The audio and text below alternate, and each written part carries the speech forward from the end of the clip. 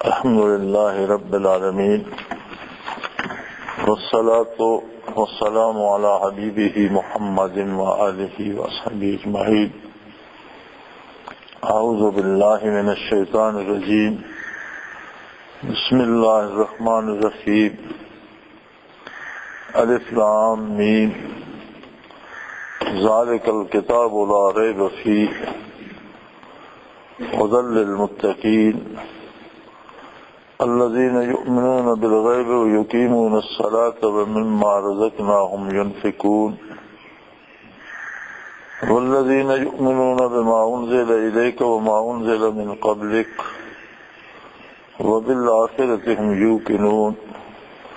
اللهم سبحانك لا علم لنا إلا ما علمتنا إنك أنت العليم الحكيم. مولاي صل وسلم دائما أبدا على حبیبک من زانت بہ البصر. پہلا پارہ سورہ بقرہ کی ابتدا ہے اور قرآن حکیم کی ابتدائی اور شروع کی آیہ کریمہ سب سے پہلے اس بات کا اعلان فرماتی ہے ذالک الکتاب لا ریب فیہ. اس وقت روئے زمین پر اہل کتاب جو لوگ ہیں ان کے پاس بھی حقیقی کتاب نہیں ہے.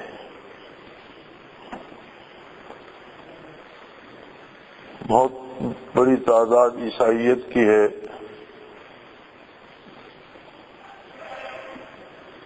لیکن ان کے پاس جو کچھ عیسیٰ علیہ السلام پر نازل ہوا اس میں سے ایک لفظ بھی نہیں. اناجیل جو ہیں وہ مختلف حواریین کی بیان کردہ باتیں ہیں اور انہی کے نام سے موسوم ہیں، لیکن اس بات کی بھی کوئی ضمانت نہیں کہ وہ باتیں حواریین کی ہوں، اس لیے کہ کلیسا نے اس میں بے شمار تبدیلیاں کی اور وقت میں اور حالات میں اسے کچھ سے کچھ بنا دیا. یہی حال باقی آسمانی کتب کا ہے. اور وہ مذاہب جو اہل کتاب نہیں ہیں ان کے پاس تو ان کے کچھ لوگوں کی گھڑی گھڑائی کہانیاں ہیں جن کی صحت کی کوئی سند نہیں. قرآن حکیم کی ابتدا ہی اس بات سے ہوتی ہے کہ اس یقین کے ساتھ آگے چلو کہ یہ ایک ایسی کتاب ہے جس کی کسی خبر یا کسی امر یا کسی نہی میں کوئی شبہ کی گنجائش باقی نہیں ہے. جو خبر دی وہ بھی حتمی ہے اور اوامر بھی ناقابل تبدیل ہیں، ان میں کوئی ترمیم نہیں ہو سکتی. نواہی بھی حتمی اور یقینی ہے، ناقابل ترمیم ہے، کوئی انہیں بدل نہیں سکتا. ذالک الکتاب، یہ ہے وہ کتاب، ایک ایسی کتاب جسے الکتاب کہا جائے کہ روئے زمین پر اس وقت صرف ایک ایسی کتاب ہے جس کی کسی بھی لفظ میں، کسی بھی بات میں، کسی بھی خبر میں، کسی بھی حکم میں کسی طرح کا کوئی شبہ نہیں. اور خوش نصیب ہے یہ قوم جس کے پاس یہ کتاب ہے، اور خوش نصیب ہیں وہ لوگ جو اس پہ ایمان لائے اور اس پہ یقین رکھتے ہیں. عند اللہ نتائج جو مرتب ہوتے ہیں وہ کردار پہ ہوتے ہیں اور محض کہنے سے بات نہیں بنتی. اس لیے فرمایا ھدی للمتقین۔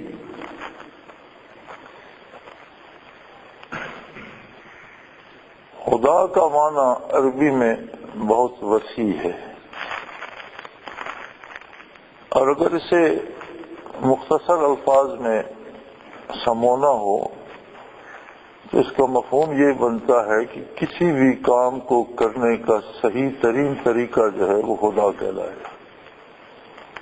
سفر ہو، حضر ہو، خرید و فروخت ہو، دوستی دشمنی ہو، معاشرتی مسائل ہوں یا معاشی ہوں، سیاسی ہوں، ملکی ہوں، قومی ہوں، کوئی بھی بات جو ہے اس کے کرنے کا صحیح ترین طریقہ جو ہے وہ خدا کہلائے گا۔ فرمایا یہ کتاب ہدایت ہے، لیکن للمتقین، اہل تقوی کے لیے۔ اب جیسے بارش برستی ہے، ہر ایک پہ برستی ہے، امیر و غریب پہ، خوبصورت جگہ پر بھی اور بدصورت جگہ پر بھی، لیکن اس کے لیے یہ تو ضروری ہے کہ دامن اسی کا تر ہوگا جو بارش میں کھڑا ہوگا۔ اگر خود کو الگ کر لیتا ہے، کسی مکان میں روپوش ہو جاتا ہے اور پھر کہتا ہے کہ میرا دامن تو گیلا نہیں ہوا، تو قصور بارش کا نہیں ہوگا، اس آدمی کا ہوگا۔ اسی طرح کتاب تو کتاب ہدایت ہے، لیکن ان لوگوں کے لیے ہے جو اہل تقوی ہیں۔ تقوی بھی ایک قرآن حکیم کی ایسی اصطلاح ہے جس کا ترجمہ ہمارے اردو ترجمہ کرنے والے احباب ڈر لکھ دیتے ہیں۔ یہاں بھی متقین کے نیچے خدا سے ڈرنے والے تقوی اس کا ترجمہ کیا گیا ہے۔ ڈر بے شمار طرح کے ہوتے ہیں۔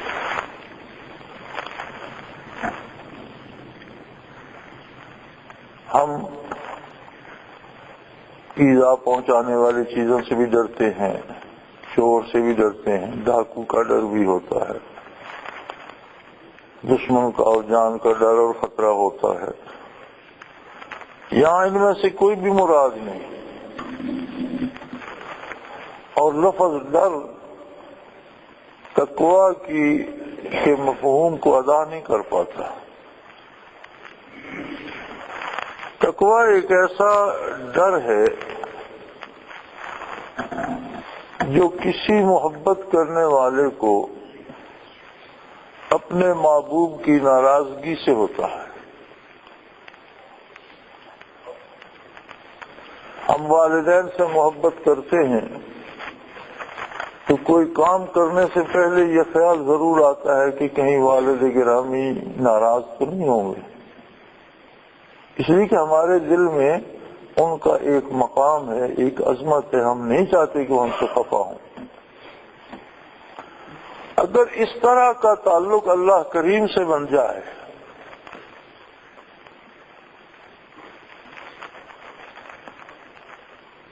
اور تعلق کیسے نہ بنے جبکہ ہر روز دن میں 5 مرتبہ وہ اپنی طرف آواز دے کر بلاتا ہے کہ آؤ میرے پاس آؤ، مجھ سے بات کرو، جو چاہتے ہو مانگو،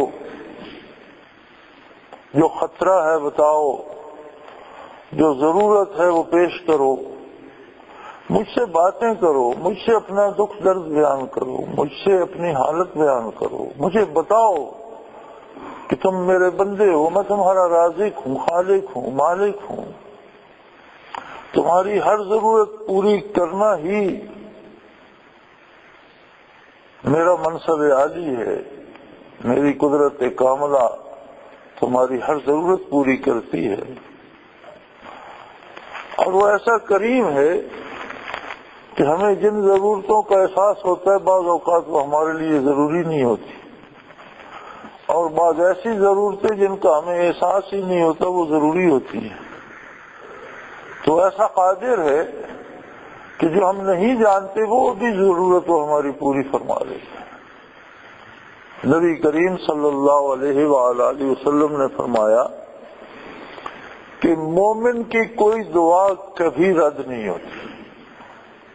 جو دعا بھی مومن کرتا ہے اس یقین و ایمان کے ساتھ جس کا مطالبہ قرآن کر رہا ہے تو ہر دعا پوری ہوتی ہے، لیکن اس کے انداز مختلف ہوتے ہیں۔ حضور اکرم صلی اللہ علیہ وسلم فرماتے ہیں کہ بعض اوقات بعینے ہی دعا پوری ہو جاتی ہے لیکن اس کے پورے ہونے کا وقت معین ہوتا ہے، اس میں وہ وقت آتا ہے تو پوری ہوتی ہے۔ ہمارا حوصلہ کم ہے، ہم دعا کرنے کے بعد اسی وقت انتظار میں ہوتے ہیں کہ ابھی ایسا ہو جائے جیسا میں نے کہا ہے، تو یہ تو دعا نہیں، یہ تو حکم ہوا، اور حکم دینا اس کا کام ہے، ہمارا کام نہیں۔ ہمارا کام درخواست پیش کرنا ہے، اور درخواست کبھی حکم نہیں ہوتی کہ جیسے حکم ہو اسی وقت تعمیل ہو۔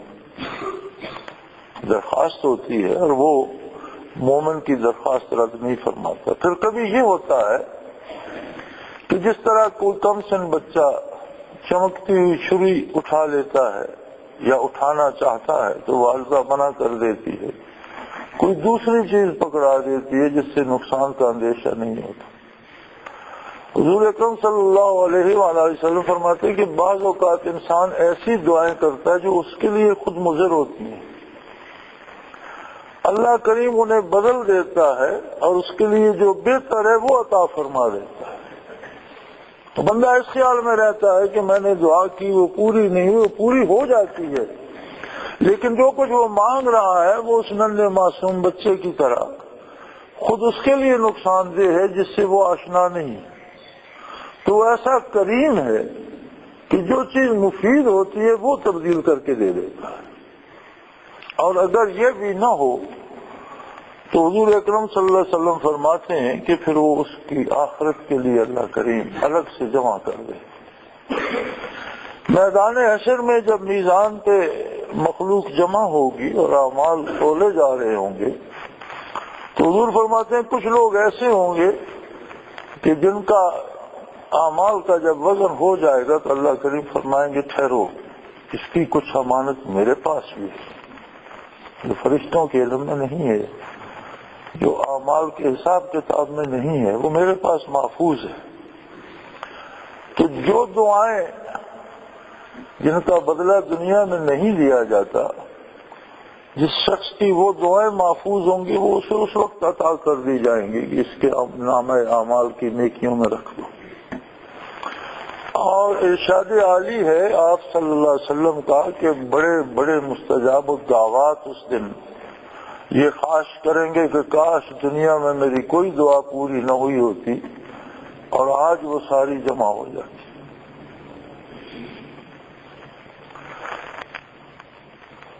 تو اللہ کریم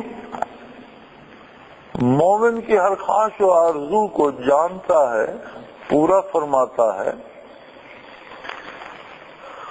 اور یہ رشتہ جب اس کے ساتھ بن جائے، یہ اعتماد جب اس پہ ہو جائے، اعتماد کی صورت یہ ہوتی ہے کہ جیسے موسیٰ علیہ السلام کو حکم ہوا بنی اسرائیل کو لے کر چل نکلیں، وہ رات کو نکل پڑے اور ساری قوم ساتھ تھی۔ صبح ہوئی، فرعون کو خبر ہوئی، اس نے اعلان کر دیا، سارا لشکر اکٹھا کیا اور تعاقب میں چل نکلا۔ اب سامنے سمندر آ گیا، پیچھے فرعون کا لشکر گرد اڑا رہا تھا۔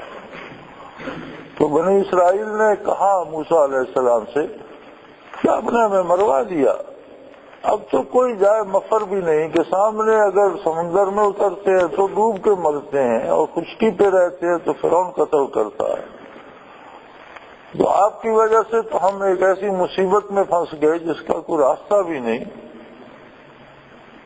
تو انہوں نے بڑے اطمینان سے فرمایا ان معی ربی سیہدین، میرا رب میرے ساتھ ہے، اس کا کام ہے راستہ بنانا.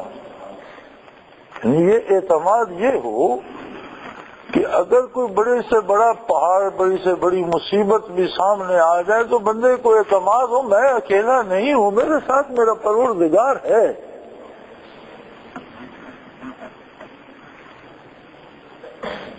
تو تقوی اس کیفیت کو کہتے ہیں. جب یہ حضوری حاصل ہو جائے، جب یہ کیفیت ایک بن جائے.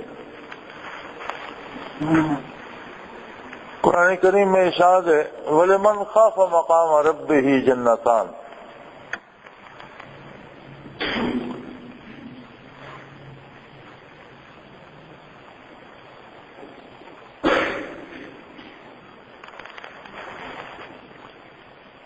ہارون الرشید کی اور بیگم کی کوئی ناچاکی ہوئی تو بیگم نے غصے میں کہہ دیا کہ آپ کے الفاظ تو ایسے ہیں کہ لگتا ہے آپ جہنمی ہو. بادشاہ نے جواب میں کہا اگر میں جہنمی ہوں تو تمہیں طلاق. اب یہ مسئلہ الجھ گیا.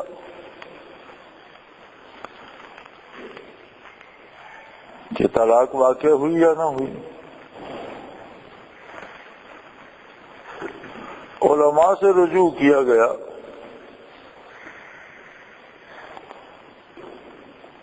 تو انہوں نے فرمایا کہ اپنی زندگی کا کوئی ایسا واقعہ بتائیے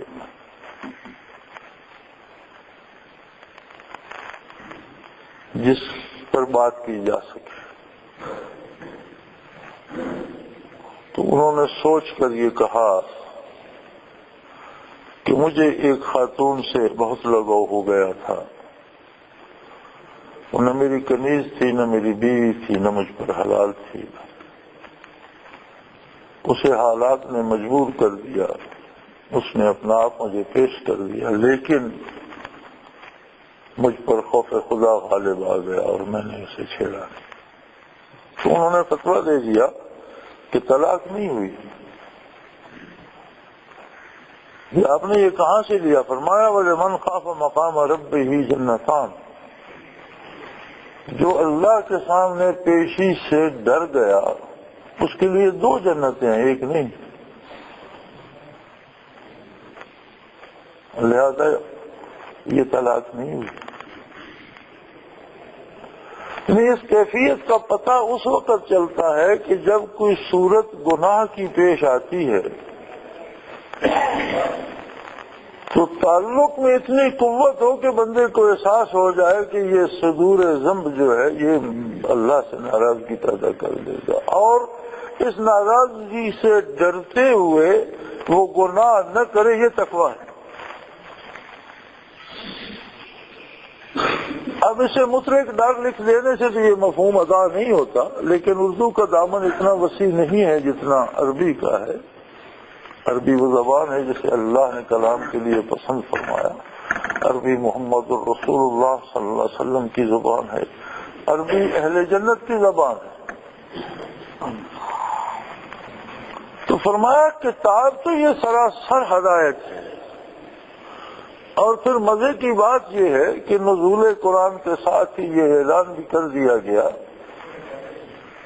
کہ نحن نزلنا الذکر، ہم نے اس کو نازل فرمایا ہے، وَإِنَّا لَهُ لَحَافِظُونَ، اس کی حفاظت کے ذمہ دار بھی ہم ہیں. اللہ کی شان دیکھیے کہ نزول قرآن سے لے کر آج تک دنیا کی واحد کتاب ہے جو ایک 7-8 سال کے بچے کو بھی زیر زبر سمیت حفظ ہو جاتی ہے، یاد ہو جاتی ہے، اس کے سینے میں محفوظ ہو جاتی ہے. ورنہ انہی بچوں کو آپ 10 جملے لکھ کر دیں اور ہو بہو یاد کراتے رہیں تو شاید مفہوم تو وہی ہو، کہیں نہ کہیں الفاظ بدل جائیں. آپ کسی کو پیغام دیں کہ فلاں میرے دوست سے یا میرے رشتہ دار کو یہ بات کہیے گا تو مفہوم یاد رکھے گا، کہے گا اپنے الفاظ. یہ واحد معجزہ ہے اس کتاب الہی کا کہ معصوم بچوں کو یاد کرا دی جاتی ہے، جوانوں کو یاد ہوتی ہے، بزرگوں کو یاد ہوتی ہے، ساری باتیں بھول جاتی ہیں، لیکن حافظ کو قرآن نہیں بھولتا۔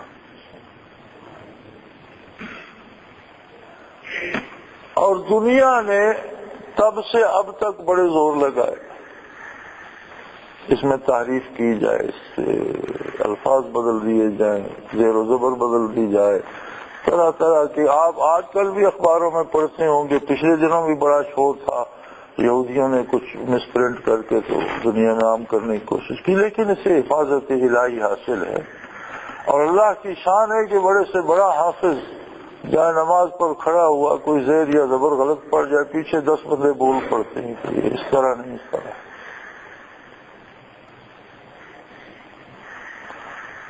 یہ اللہ کا دوسرا احسان ہے کہ اس عظیم کتاب کی حفاظت کا ذمہ بھی اس نے خود لے لیا۔ ہمارے ذمہ ہوتی تو شاید پہلی قوموں کی طرح ہم بھی اس کی حفاظت نہ کر پاتے۔ ہدی للمتقین، اہل تقوی کو رہنمائی میسر کرتی ہے۔ پھر کون اہل تقوی ہیں، ان کی تعریف بھی رب کریم نے خود فرما دی۔ الذین یؤمنون بالغیب، وہ لوگ جو ان حقائق پہ یقین رکھتے ہیں جو ان کے سامنے نہیں ہیں، ان کے لیے غائب ہے۔ سب سے بڑا غائب خود اللہ جل شانہ کی ذات ہے۔ کیوں مانتے ہیں ہم اللہ کو؟ کہاں دیکھا ہے ہم نے اللہ کو؟ کب ہماری بات ہوئی اللہ سے؟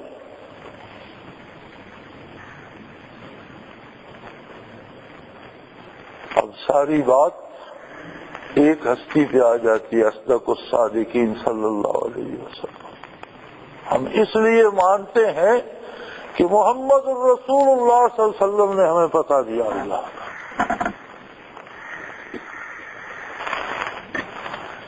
ہر مقدمے میں 2 یا 2 سے زائد گواہ رکھے ہیں اللہ نے، اپنی ذات کے لیے کسی دوسرے گواہ کی ضرورت نہیں ہے۔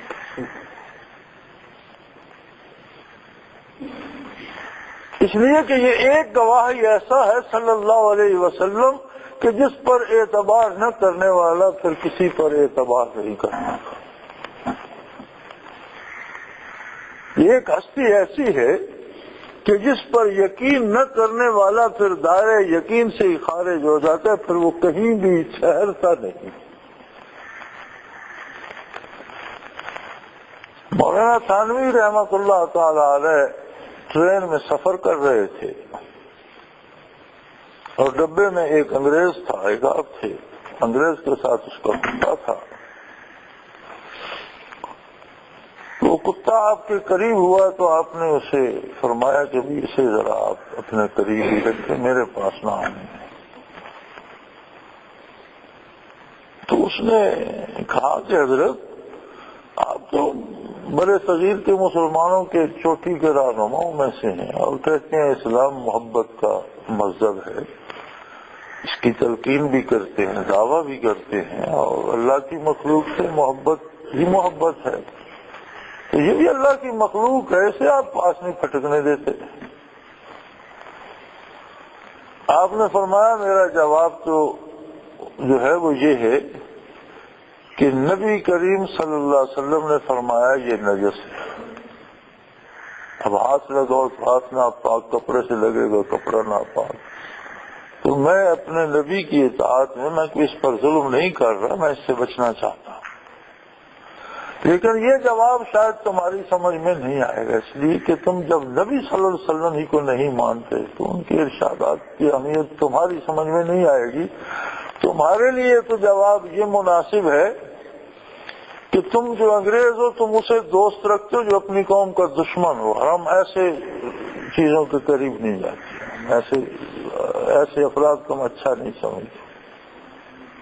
لیکن یہ جواب آپ نے بعد میں دیا۔ پہلی بات جو کہی وہ یہ تھی کہ نبی کریم صلی اللہ علیہ وسلم نے فرمایا یہ نجس ہے، کہ میرا اصل جواب تو یہ ہے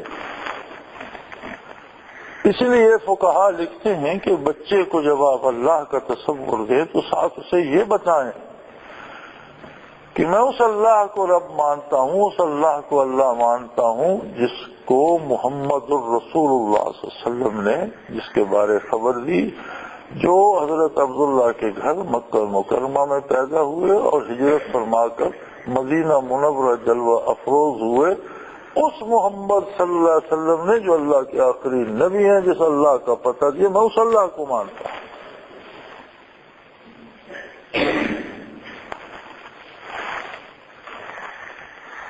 الذین یؤمنون بالغیب، آخرت، فرشتے، برزخ، حساب کتاب، جنت و دوزخ، یہ سارے ایسے حقائق ہیں جن تک ہمارے علم، ہمارے دماغ، ہماری مادی قوتوں کی رسائی نہیں، لیکن فرمایا وہ لوگ جو آپ صلی اللہ علیہ وسلم کے بتانے سے ان سب چیزوں پر حتمی یقین رکھتے ہیں، اور اس یقین کا حاصل یہ ہوتا ہے وَيُقِيمُونَ الصَّلَاةَ کہ وہ اللہ کی اطاعت پہ کاربند ہو جاتے ہیں۔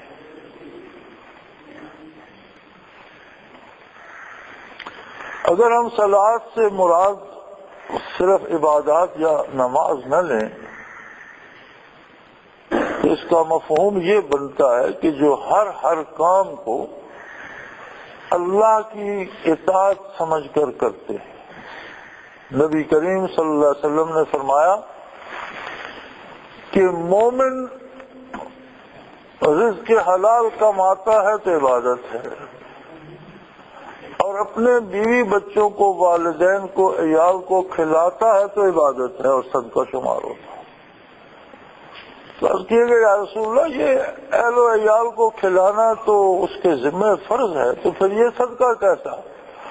تو آپ نے مسکرا کر فرمایا کہ فرائض کو پورا کرنا ہی تو عبادت ہے۔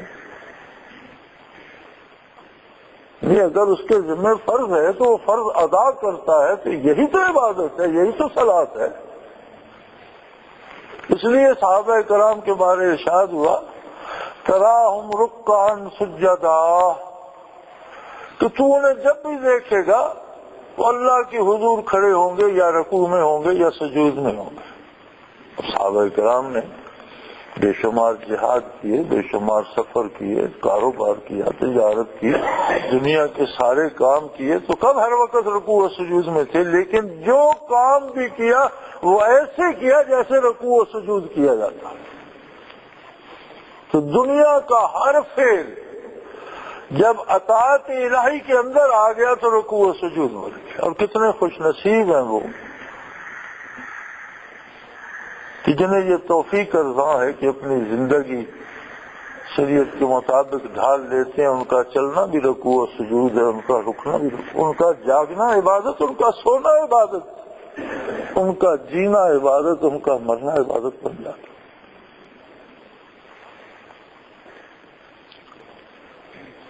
وَمِمَّا رَزَقْنَاهُمْ يُنْفِقُونَ،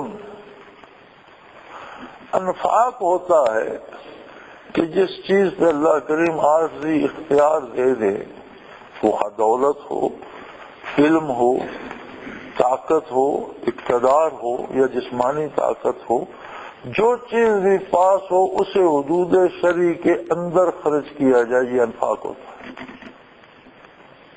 خرچ کرتے ہیں لیکن اللہ کے حکم کے مطابق کرتے ہیں۔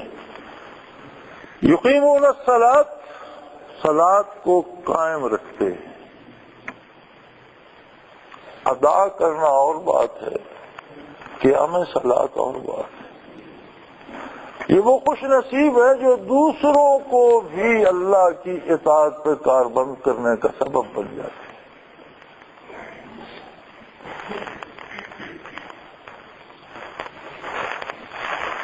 جب نبی کریم صلی اللہ علیہ وسلم پر وحی نازل ہوئی تو اس بوڑھے آسمان کو یاد ہے کہ روئے زمین پر ایک ہستی تھی، محمد الرسول اللہ صلی اللہ علیہ وسلم، جو اللہ پر ایمان لائے۔ صرف حضور تھے جو اللہ کو جانتے، اور روئے زمین کی ساری آبادی بے خبر تھی۔ پھر 1 سے 2 ہوئے۔ مردوں میں سب سے پہلے لبیک کہنے والے ابو بکر صدیق رضی اللہ تعالیٰ، خواتین میں یہ شرف حضرت خدیجہ الکبریٰ رضی اللہ عنہا کے حصے میں 1 سے 3، 3 سے 4۔ اب وہ زمانہ ایسا تھا کہ چند افراد ایمان لائے اور روئے زمین کا کفر اٹھ کر مقابلے پر کھڑا ہو گیا۔ دنیا کفر کو شکوہ یہ نہیں تھا کہ یہ نیا مذہب کیوں آیا۔ مکہ مکرمہ ایک ایسی جگہ تھی جہاں غالباً کم و بیش دنیا کے سارے مذاہب پائے جاتے تھے، اور اس کی وجہ یہ تھی کہ تجارتی مرکز بھی تھا، اس عہد کے لوگوں کا عہد جاہلیت میں عبادت کا مرکز بھی تھا، اور عرب روئے زمین پر پھرتے تھے۔ چین تک اور ہندوستان تک ان کی تجارت پھیلی ہوئی تھی، اسی طرح مغرب میں اسپانیہ تک اور یورپ تک ان کی تجارتیں پھیلی ہوئی تھی۔ تو جہاں کوئی پہنچا وہاں کے رواجات اور وہاں کے نظریات لے آیا۔ اس لیے مکہ مکرمہ میں ایسے لوگ تھے جو سورج کو پوجتے تھے، ایسے تھے جو جنوں کی عبادت کرتے تھے، ایسے تھے جو مختلف بتوں کو پوجتے تھے، ایسے تھے جو ستاروں کی پوجا کرتے تھے، ایسے تھے جو فرشتوں کو خدا کی بیٹیاں بنا کر ان کی عبادت کرتے تھے۔ تو جب اتنے بے شمار مذاہب، متعدد مذاہب ایک شہر میں پہلو بپہلو جی رہے ہیں، تو اسلام آ گیا تو کیا تماشا ہو گیا کہ ایک مذہب آ گیا، تو پھر کیا اس میں کیا فرق پڑا؟ فرق یہ تھا کہ وہ سارے مذاہب اپنی اپنی روش پہ کاربند تھے، برائی کو برائی اور غلط کو غلط نہیں کہتے تھے۔ اسلام نے جہاں حق کو حق کہا وہاں باطل کو باطل بھی ڈٹ کر کہا، اور یہ تو بہت مشہور واقعہ ہے، بخاری شریف میں سیاستہ میں سب میں موجود ہے کہ اہل مکہ نے اپنے سرکردہ لوگوں کو نبی علیہ الصلوۃ والسلام کی خدمت عالی میں بھیجا، اور ان کی درخواست صرف یہ تھی کہ آپ اپنے مذہب پر رہیں، جو لوگ آپ کے ساتھ مذہب قبول کرتے وہ بھی رہیں، آپ اپنے طریقے کی عبادت بھی کریں، لیکن ایک کام ضرور کریں کہ ہمارے بتوں کو، ہمارے خداؤں کو جھوٹا کہنا چھوڑ دیں۔ پہلے بھی تو بے شمار مذاہب ہے، ہر کوئی اپنا اپنا کرتا ہے، آپ اپنے مذہب کی بات کریں، ہمارے کو غلط کہنے کی ضرورت کیا ہے؟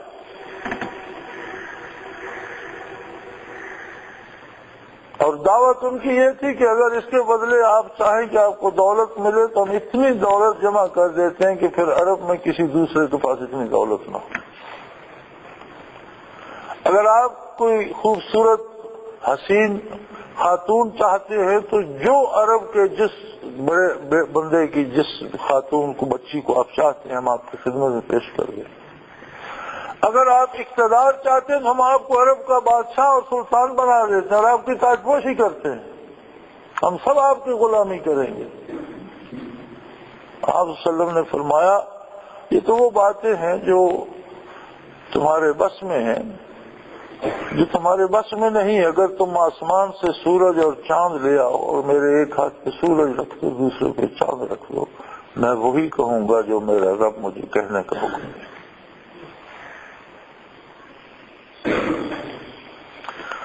تو جہاں حق پر عمل ضروری ہے وہاں ابطال باطل بھی اتنا ہی ضروری ہے۔ اسلام کی خصوصیت یہ ہے کہ یہ حق کو حق کہتا ہے، مانتا ہے، منواتا ہے، ساتھ باطل کو رد بھی کرتا ہے، اور پورے جوش اور پوری قوت سے کرتا ہے، سمجھوتا نہیں کرتا۔ تو وہ لوگ جب انہیں ایمان و یقین نصیب ہوتا ہے تو جو ان کے دائرے اختیار میں ہے اسے اس طرح کام میں لاتے ہیں جس سے مزید اللہ کی رضامندی حاصل ہو۔ والذین یؤمنون بما انزل الیک، جو کچھ آپ پر نازل ہوتا ہے اس پر یقین کامل رکھیں۔ وما انزل من قبلک، جو آپ سے پہلے آسمانی کتب نازل ہوئی ان کا انکار نہیں کرتے، ان پر یقین رکھتے ہیں کہ جو کچھ اللہ نے فرمایا وہ سچ، لیکن عمل اس پر ہوگا جو محمد رسول اللہ نے فرمایا، چونکہ آپ آخری نبی ہیں اور ساری کائنات کے لیے نبی ہیں۔ پہلی کتابوں میں دیکھیں، کتاب میں دو چیزیں ہوتی ہیں، ایک ہوتی ہے خبر اور ایک ہوتی ہے اوامر و نہی، احکام۔ خبر ناقابل تبدیل ہوتی ہے۔ آدم علیہ السلام نے خبر دی لا الہ الا اللہ آدم صفی اللہ،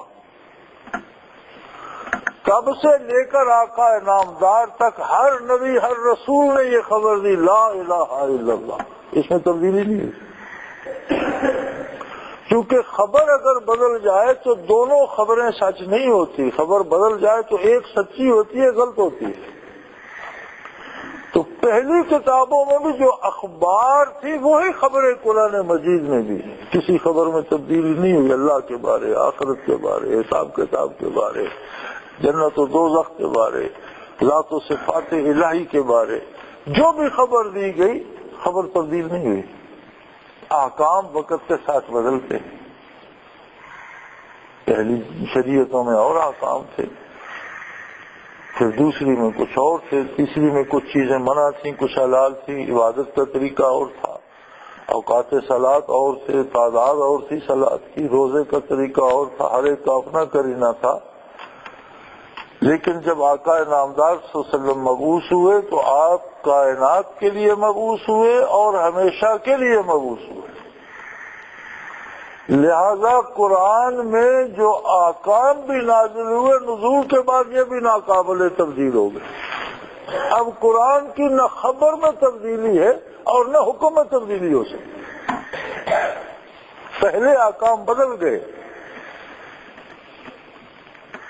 تو احکام الہی کے مطابق اپنی قوتوں کو صرف کرنا انفاق کہلاتا ہے۔ پھر وہ لوگ جو کچھ آپ پر نازل ہوا اور آپ سے پہلے نازل ہوا اس سے حق سمجھتے ہیں، اور یہاں پھر دوہرایا، اگرچہ یہ بات ایمان بالغیب میں شامل ہے لیکن اسے الگ سے دوہرایا، وَبِالْآخِرَةِ هُمْ يُوقِنُونَ۔ احتساب کا ڈر کردار کی اصلاح کے لیے رکن اول ہوتا ہے۔ اب یہ قیامت ایمان بالغیب میں شامل ہے، لیکن پھر الگ سے ذکر کیا کہ وَبِالْآخِرَةِ هُمْ يُوقِنُونَ، اور جنہیں آخرت پر یقین کامل ہے، جنہیں پتہ ہے کہ مجھے اللہ کے روبرو کھڑا ہونا ہے، میرے اعمال کی باز پرس ہوگی، میرا کردار دیکھا جائے گا، مجھ سے پوچھا جائے گا کہ میری نعمتیں تجھ پر کتنی تھی اور تو نے بدلے میں کیا شکر ادا کیا۔ لینے کو تجھے ہر چیز لینی تھی اور دینے کو صرف یہ دینا تھا کہ اے اللہ تیرا احسان ہے، تو نے مجھ پر یہ نعمت عطا کی، مجھے یہ بخش دیا، تو اس سے اتنا بھی نہ ہو سکا۔ آج کی ہماری حالت، عمومی حالت امت مرحومہ کی یہ ہے کہ اطاعت الہی ہم پر بوجھ اور کافرانہ تہذیبوں کے ہم اسیر اور فدا، اور حیرت اس بات پہ ہوتی ہے کہ ہم میں سے ہر ایک کو شکوہ یہ ہوتا ہے کہ اللہ ہم پہ وہ رحمت نازل نہیں کرتا جو صحابہ کرام پہ کرتا۔ ہم یہ نہیں دیکھتے کہ وہ کیا لوگ تھے اور ہم کیا ہیں۔ مکہ مکرمہ میں جس دن صحابہ کرام کی تعداد 40 ہو گئی، 40واں بندہ ایمان لایا، حضور دار ارقم میں جلوہ افروز تھے، تو صحابہ نے عرض کی کہ یا رسول اللہ صلی اللہ علیہ وسلم ہم 40 ہو گئے ہیں، اور بت کعبے میں رکھے رہے، بت پرست کعبے میں عبادت کرے اور اللہ کا نبی کعبے میں نہ جائے، جبکہ ہم 40 ہیں، آج ہم کعبے میں جائیں گے۔